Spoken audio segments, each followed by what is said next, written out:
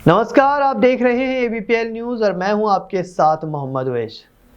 देश में जैसे ही कोई चुनाव आता है, फिर चाहे वो विधानसभा चुनाव हो, राज्यसभा चुनाव हो, लोकसभा चुनाव हो या फिर नगर परिषद के ही चुनाव क्यों ना हो, हर चुनाव से पहले नेताओं का पार्टियां बदलने का सिलसिला शुरू हो जाता है।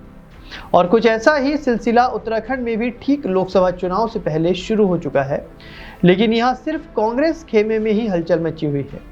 एक के बाद एक कांग्रेस के सिपाही भाजपा के लड़ाके बनते जा रहे हैं। उत्तराखंड में अब तक कांग्रेस को कई बड़े झटके लग चुके हैं।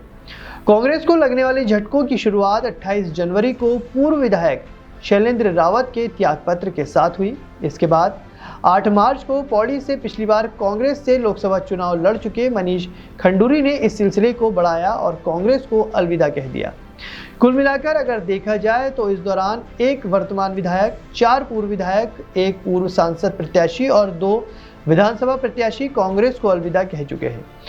और इस सब में गौर करने वाली बात यह है कि ज्यादातर ने अपने त्यागपत्र में महज 2 लाइन में ही व्यक्तिगत कारणों से प्राथमिक सदस्यता छोड़ने की बात कहकर कांग्रेस को अलविदा कह दिया।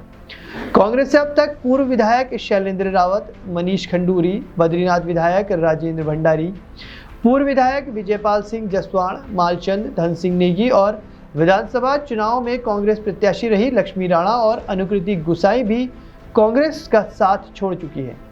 इन सभी के त्यागपत्र में खास बात यह है कि बस लक्ष्मी राणा को अगर छोड़ दिया जाए तो किसी ने भी त्यागपत्र में कांग्रेस के प्रति अपनी कोई भी नाराजगी या कोई और वजह नहीं बताई है। बस लक्ष्मी राणा ने कांग्रेस से नाराज होकर पार्टी का साथ छोड़ा है।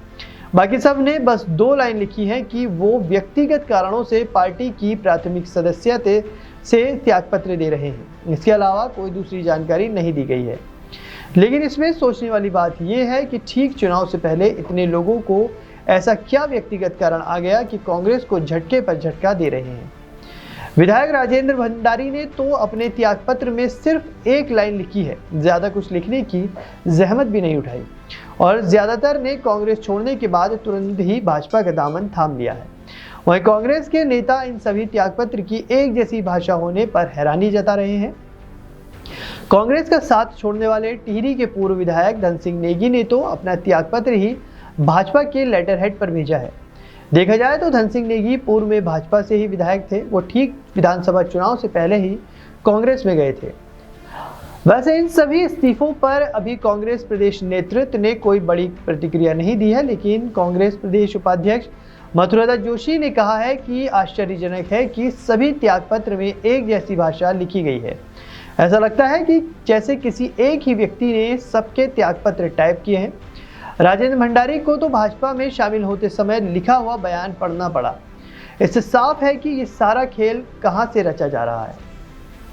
जनता को सबकी हकीकत मालूम है, पर इस सब से जनता का क्या? ऐसा नहीं लगता कि कुछ नेता जनता को बेवकूफ़ बना रहे हैं कि जब मन किया कांग्रेस में चले गए और वो विधायक या सांसद बन गए, फिर जब मन भर गया तो भाजपा में आ गए।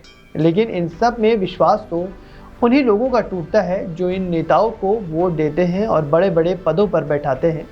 और ये नेता पार्टी बदलते हुए जनता से एक बार भी नहीं पूछते हैं और बस व्यक्तिगत कारणों का हवाला देते हुए दल बदल लेते हैं।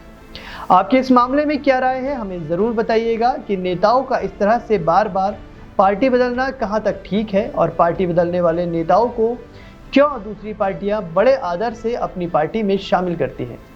अपनी राय हम तक ज़रूर पहुंचाइएगा और बने रहिए एबीपीएल न्यूज़ के साथ। नमस्कार।